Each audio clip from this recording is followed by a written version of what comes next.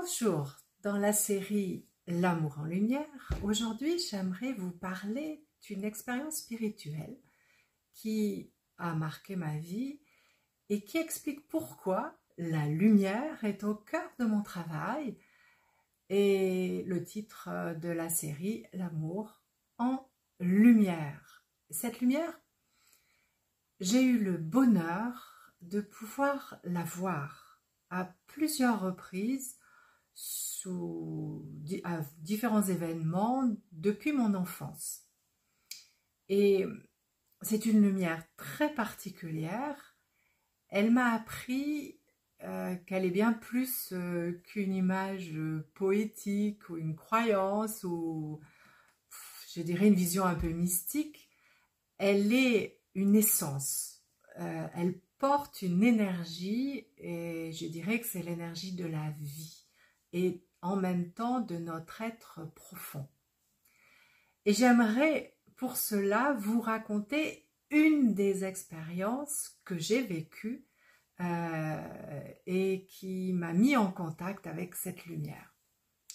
Il y a quelques années, dans une nuit, j'ai vu un puits de lumière. Ce n'était absolument pas un rêve, j'étais parfaitement bien réveillée. C'était une expérience assez intense et très réelle.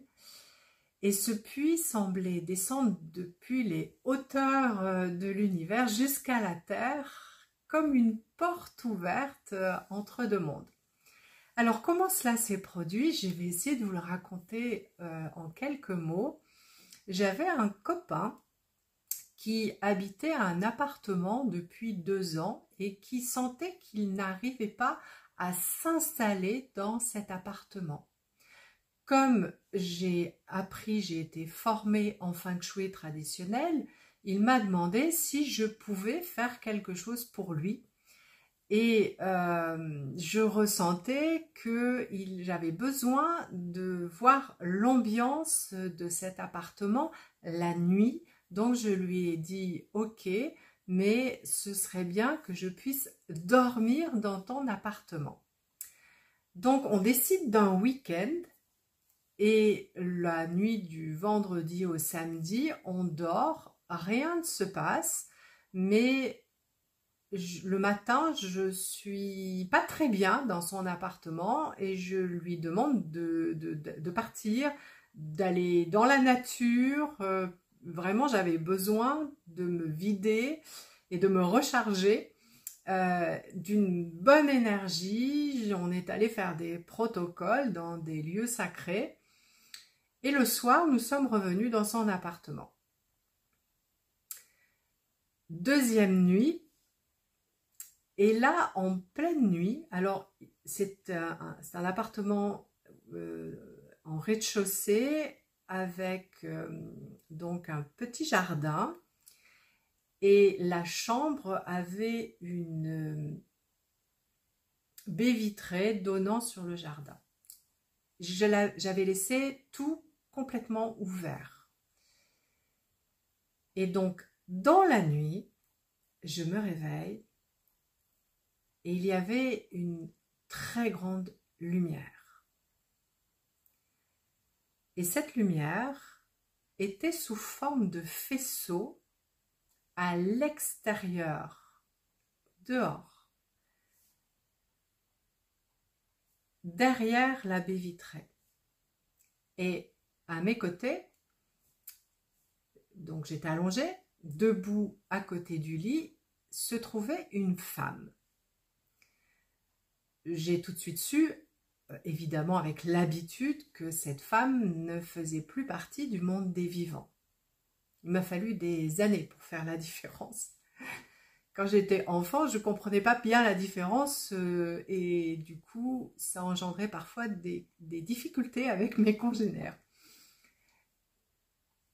Je vois cette femme et je comprends. Et je lui dis, mais pourquoi ne vas-tu pas vers la lumière? Elle est là pour toi.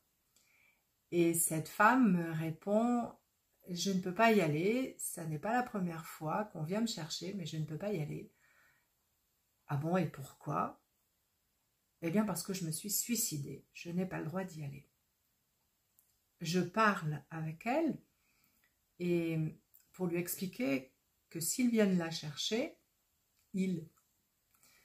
c'est sans doute avec beaucoup d'amour et de bienveillance parce que c'est le ressenti que donne cette lumière qui est une lumière pure, très blanche et très éclatante.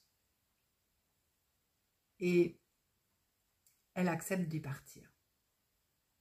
Une fois qu'elle passe la baie vitrée fermée, elle se retrouve derrière et je vois disparaître le puits de lumière.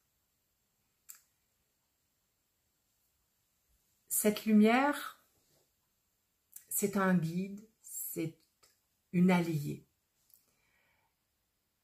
Ce n'est pas une lumière ordinaire, elle est vivante, elle est consciente. Et surtout, elle est infiniment aimante. C'est vraiment une lumière pure. Et dans sa pureté, elle est pleine de douceur. Vous voyez que dans cet exemple, elle ne juge pas et elle ne force pas. Elle est simplement là, elle est prête à accueillir, à soigner, à transformer, à transcender. Cette lumière, je l'utilise dans mes séances d'hypnose énergie quantique et ce n'est pas par hasard si Dolores Cannon, dans son hypnose de QHHT, que j'ai apprise, que je fais également, évoque cette lumière comme une clé de protection.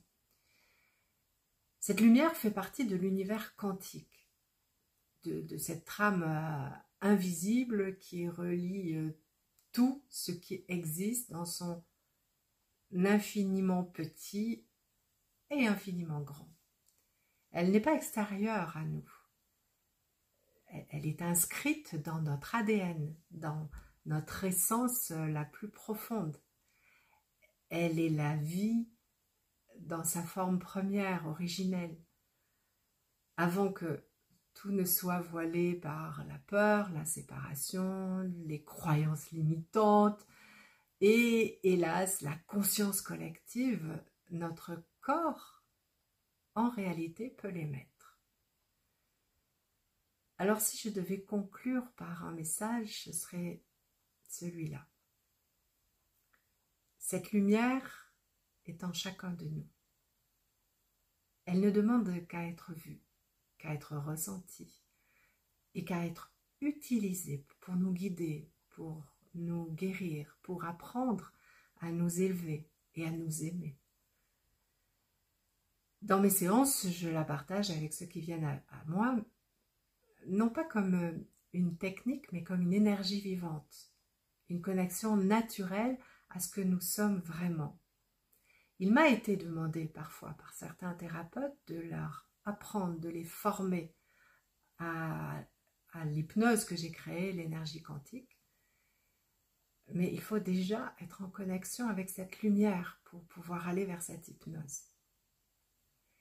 Je vous invite vraiment à ouvrir votre cœur à cette lumière, à la percevoir dans les moments de calme, de méditation, d'auto-hypnose, d'introspection.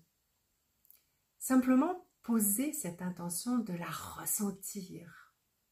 Elle est là pour nous rappeler que, d'une part, nous ne sommes jamais seuls, que nous sommes vraiment aimés profondément, intensément, et aussi que nous faisons partie d'un tout infiniment beau et infiniment parfait. Et si cette lumière a déjà touché votre vie, je serais heureuse de lire vos expériences à vous aussi, vos ressentis. Mettez-les-moi en commentaire, partagez si vous le souhaitez. En fait, pour ensemble, faire briller cette lumière un peu plus fort dans ce monde. Et puis, si ces vidéos vous intéressent, n'oubliez pas, aimez-les, mettez des pouces, partagez-les. Faisons briller vraiment cette énergie d'amour et de lumière qui est la même chose en fait, partout. partout dans ce monde qui en a bien besoin, mais aussi partout dans nos cœurs qui en ont aussi bien besoin. À bientôt.